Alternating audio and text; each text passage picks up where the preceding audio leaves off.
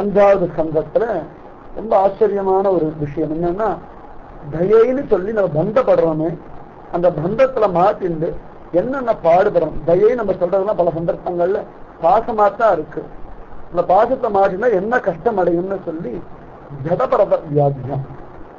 இந்த ஜடபரதரும் இந்த வம்சத்துல வரவர் தான், நல்ல ராஜரிஷி. இந்த பரதர் வர வரைக்கும் பார்த்தோம்னா இந்த பூமிக்கு அஜநாபம்னு தான் பேர் இருந்தது. அவர் நல்ல ராஜ்ய பரிபாலனம் பண்ணதுனாலதான் இதுக்கு பாரத தேசம்னே ஒரு பேர் வந்தது. எல்லா காரணம் பிருத்திவியும் ஏன் பேர் இருந்தது, பாரத தேசம் ஏன் பேர் வந்ததுன்னா, இந்த பரதர் நல்ல ராஜ்ய பரிபாலனம் பண்ணார். அதனால அவர் பேரை கொண்டு இதுக்கு பாரத தேசம்னு ஒரு பேர் வந்துருக்கு. அழகா ராஜ்ய பரிபாலனம் எல்லாம் பண்ணியிருக்கார். கோடி வருஷம் ராஜ்ய பரிபாலனம் பண்ணாரு கணக்கு கிடைக்கிறது. அழகா எல்லாம் பண்ணிட்டு இருந்தார். ஒரு சிட்டியில குழந்தைக்கு தன்னுடைய பிள்ளைக்கு ராஜ்ய பரிபாலனத்தை ஒப்படைச்சுட்டார்.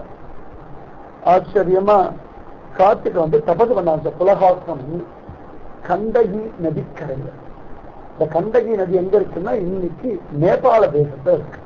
இந்த கண்டகி நதியில தான் சால கிராமம் கிடைக்கும். அது எங்கேயுமே சால கிராமம் கிடைக்கவே கிடைச்சா. கங்கா, யமுனா, சரஸ்வதி, காவேரி எதுலையுமே இந்த சாலகிராமம் பகவான் பூஜை பண்றானே அந்த கல்லுன்னு சொல்ல கல்லுன்னு சொல்லப்படாது, சாலகிராமம் புரியறதுக்காக சொல்றேன். இன்னும் அவர் முழுக்கொண்டு முகமாவே கண்ணங்கரையில் இருக்கும், கருப்பா இருக்கும், பல பல பல பலன்னு செழிக்கும். அது நிறைய வெரைட்டி உண்டு. கோபால முகூர்த்தம்